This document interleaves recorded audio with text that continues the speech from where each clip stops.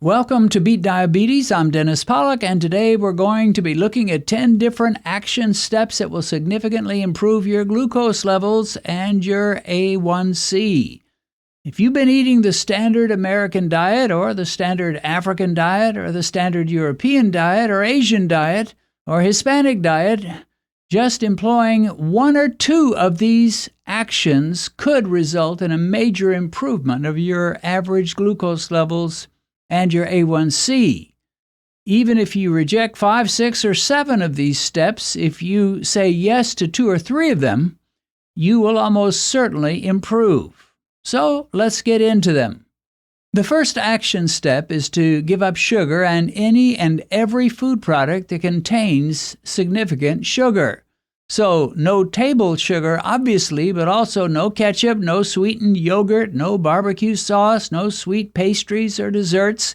In other words, if any food tastes sweet, it is off limits unless it has been sweetened with a non-sugar sweetener. For the average diabetic coming off of a standard diet, eating whatever he likes and whenever he likes, if this was the only thing that he or she would do, they would almost surely see an improvement in their blood sugar levels. Step number 2, give up all bread products. No more sandwiches, no more dinner rolls, no more biscuits or pasta or French bread or hamburger buns or hot dog buns or tortillas. You can easily substitute a chaffle for some of these things, and it does taste, in my mind, just about as good. But real bread made from real wheat is out. Out, out.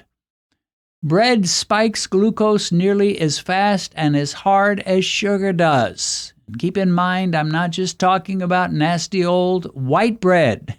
You need to say adios to wheat bread, even 100% whole wheat bread, and Ezekiel bread, and all the other breads that are touted as superfoods.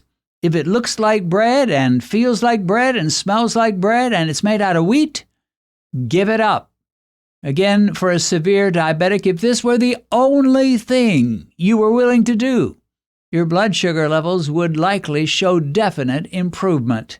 This wouldn't get you below diabetic levels in most cases, but it would improve your A1C, your fasting glucose, and your doctor would probably smile when he checked your blood work in about 3 months and tell you you've done well. Just that one thing, giving up bread. Action step number 3, eat more salads with low-carb dressings and make salad one of your go-to sides. So many times at restaurants, they want to push French fries or rice as a side to your main meal. But you tell that waiter you want a salad instead. Even if you have to pay an extra $1 or 2, it is worth it. Your blood sugar will give you a great big thank you about an hour after your meal. But do not order French dressing or Thousand Island dressing on that salad. Have a low-carb dressing like Italian or ranch. Action step number 4. Lose 10 pounds if you're just slightly overweight, or lose 50 pounds if you're severely overweight.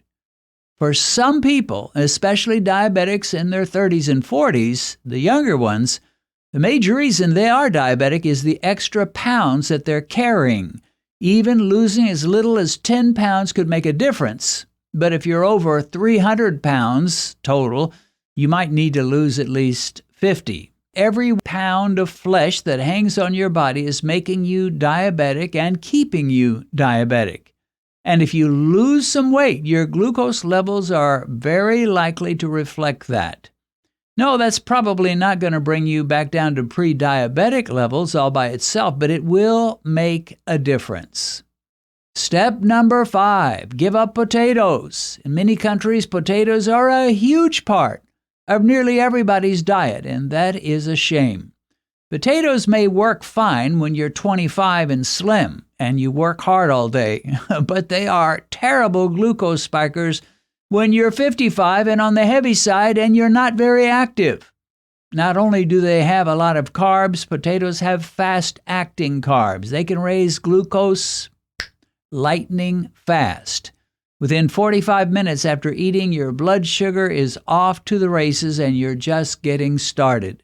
Depending on how severe your diabetes is, you may peak out at 200 or 300 or more an hour or an hour and 15 minutes after eating a single baked potato or a large helping of mashed potatoes or a generous portion of French fries. For the diabetic, potatoes are not your friend. And if the only thing you're willing to do to change your diet is to lay off potatoes and choose cheese and avocados or some other low-carb side, or a large salad, for example, you will be doing yourself a big favor. And if you go from being a big potato eater to a non-potato eater, your next A1C will probably reflect a pretty significant change. Action step number 6, give up rice and quinoa and all sweet fruits such as bananas, apples, oranges, peaches, cherries, dates, and figs. Everything I said about potatoes applies to rice and quinoa and most fruit. Rice, especially brown rice, has a great reputation for being a very healthy food, but somehow that memo has not reached your diabetic body. Rice will raise your glucose just as though you had eaten a large Snickers bar.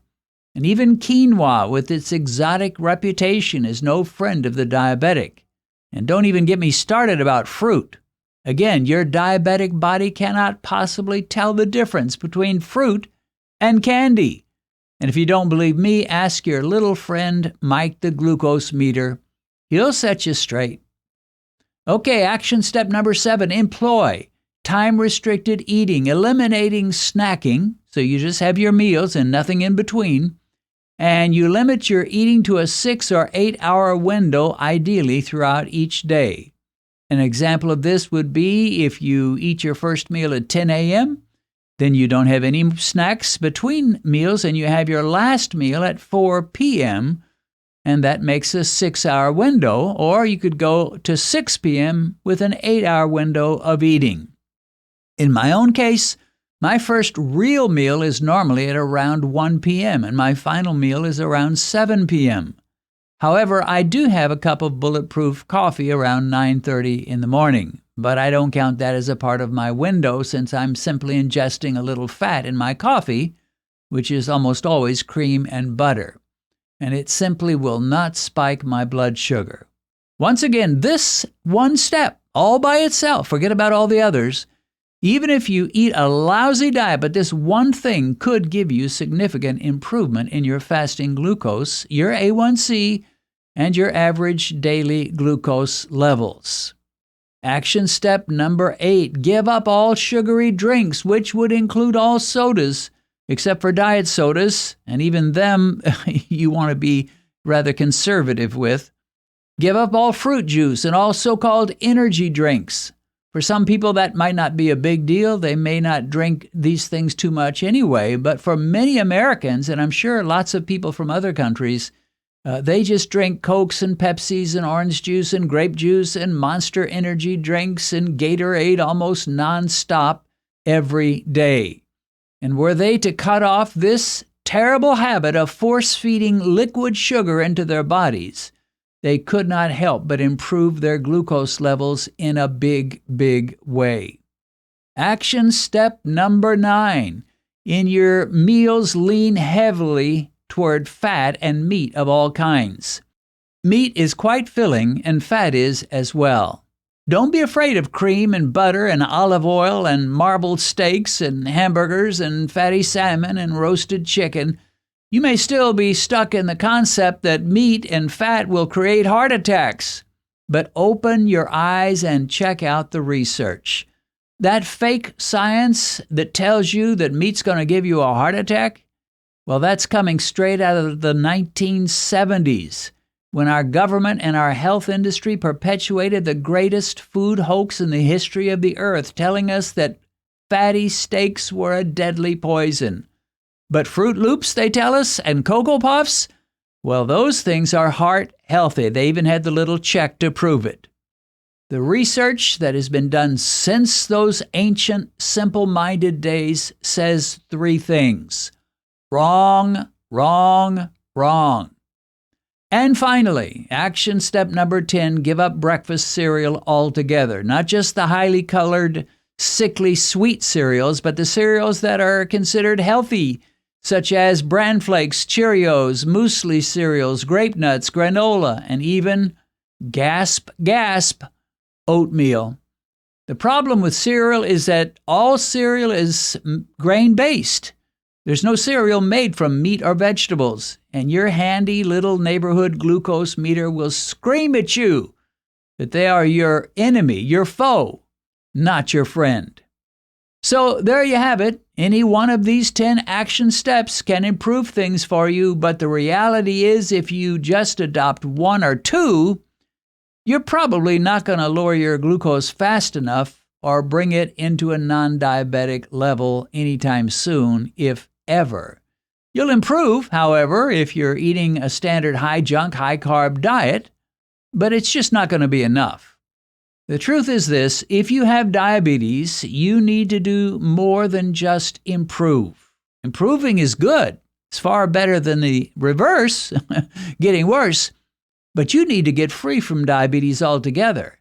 And while you're at it, you need, if possible, to drop your blood sugar even below the pre-diabetic range. And it can be done, and it's being done every day by many, many people. And that's why I recommend that you employ all of these tools to beat diabetes, all 10 of them. What would happen if you were to give up sugar and bread and potatoes and rice and breakfast cereal and sodas and fruit juice and all kinds of sweet fruits, gave up all that? What if you started eating lots of salads and meat and butter and cheese and cream? Well, I'll tell you what would happen. In about 4 to 6 months, your doctor will probably tell you that according to your A1C and your fasting glucose, you are no longer diabetic. And guess what? As a bonus, when you apply 9 of the steps, that one step about losing weight will most likely happen automatically without you hardly even trying. Your pounds of excess weight will not be able to stand against the onslaught of your new lifestyle and healthy eating practices. Employing one of these action steps will help. Employing 5 of those steps, well, that's going to help a whole lot more. But employing all 10 of these things will very likely whip the monster of type 2 diabetes and send him running home crying for his mama. Probably most of you know my wife Benedicta, but few of you know the amazing paths God has led her to bring her to where she is today. Benedicta was orphaned at an early age and lived with an elderly stepmother growing to adolescence. They were so poor, Benedicta had to drop out of school and sell food door to door for them to survive. As a teen, Benedicta got a job as a housemaid, which developed into a nightmare. She was required to cook, clean, wash, take care of the children, and she had to get up at 4 a.m. every day just to get her work started. Worse than that, she was frequently beaten. At around 20, she moved to the huge city of Lagos, where she started her own little business. Sometimes she prospered, but at other times she nearly starved and went days at a time without eating. At one point, she became so sick she passed out in her room and nearly died. She found herself outside of her body, and she was able to see the splendors of heaven until she was sent back with a command to share her story. One day, however, her life changed when an American evangelist came to her community to preach. And of course, that was me. The rest, as they say, is history. Benedicta has shared her life story in a recently published autobiography, and you can get it on Amazon as either an ebook or a paperback. A link to this book on Amazon is in the description.